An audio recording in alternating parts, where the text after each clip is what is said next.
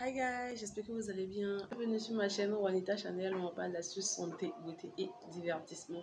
Si c'est votre première fois sur ma chaîne les gars, abonnez-vous pour ne rien manquer de mes prochaines vidéos. Si vous êtes déjà là et vous n'êtes pas abonné, vous attendez juste les partages dans mon groupe pour pouvoir regarder mes vidéos. Les gars, pourquoi vous vous faites du mal? Abonnez-vous, je vous en prie, et activez la cloche de notification juste là pour ne rien manquer de mes prochaines vidéos. Aujourd'hui, je vais vous donner une astuce. La recette ci, comment j'ai fait le beurre là, le beurre qui permet de soigner les pieds secs. C'est-à-dire, vous allez voir qu'arrive un moment donné, vous avez des traits au niveau de vos pieds. Ça arrive pas à tout le monde, à certaines personnes. Moi, par exemple, avant ma grossesse, j'avais aucun problème de ce genre-là.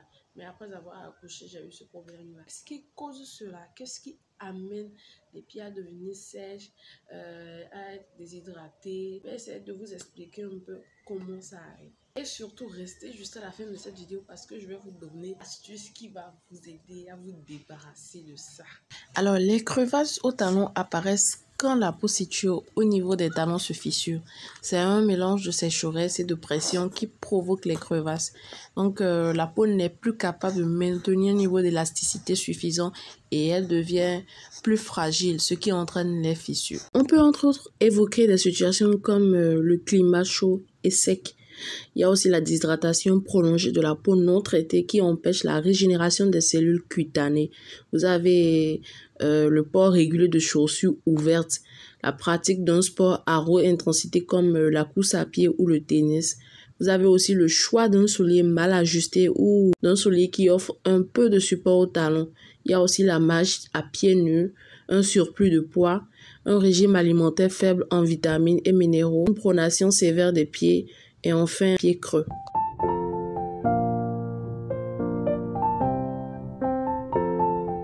Comment j'ai fait cette pommade là? Voilà, je ne sais pas si vous voyez très bien. C'est une pommade bien homogène. Je ne sais pas si vous voyez très bien. Voilà. Très simple les gars.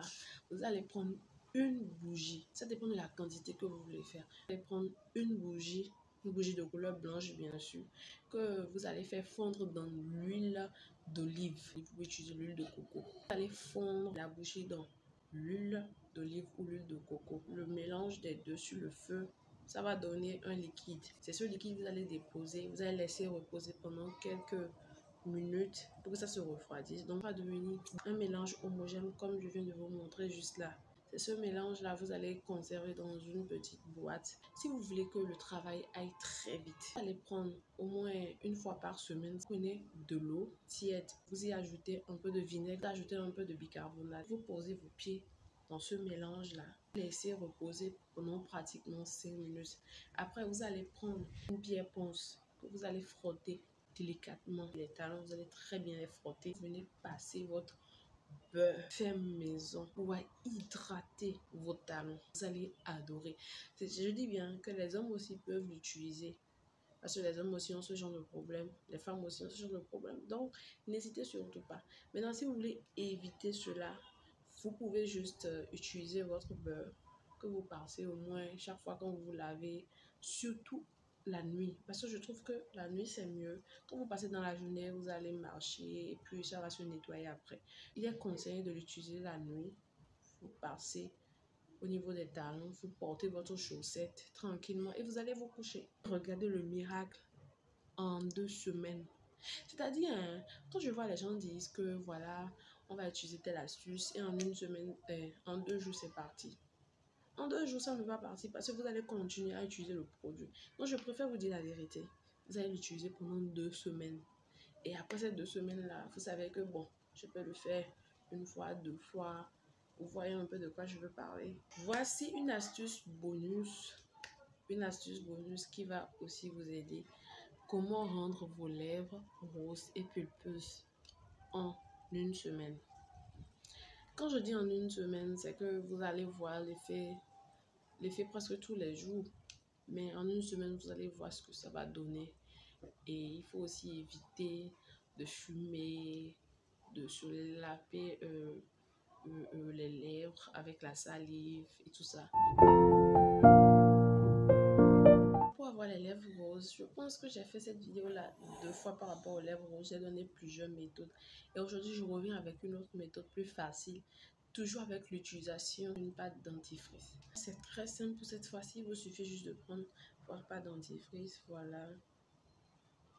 Que vous allez passer juste au niveau des lèvres.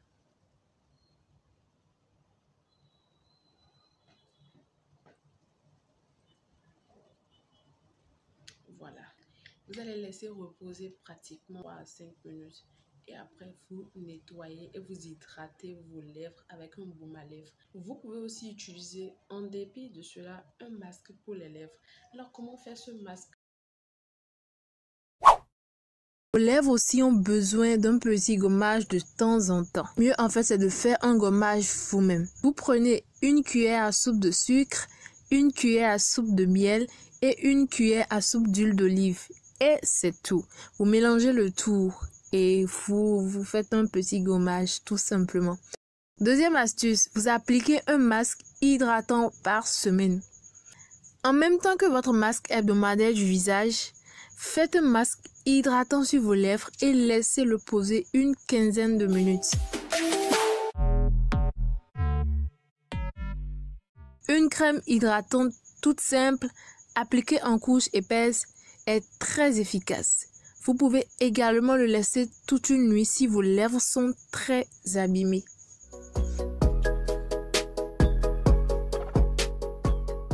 Troisième astuce, gardez un baume à lèvres sur vous. Gardez toujours un baume à lèvres dans votre sac à main. Mesdames et messieurs, c'est le moyen le plus efficace. Gardez-le toujours dans votre sac, quelque part, je ne sais pas, mais gardez-le toujours sur vous. N'hésitez pas à vous hydrater. Quatrième astuce, n'humidifiez pas trop vos lèvres avec votre langue. Même si on a la sensation que ce geste hydrate nos lèvres et nous soulage, ce n'est pas le cas. La salive a un effet asséchant sur le long terme. C'est le meilleur moment de se créer des gerçures. Vous pouvez toujours vous lécher les lèvres quand on vous apporte un délicieux dessert, mais c'est tout.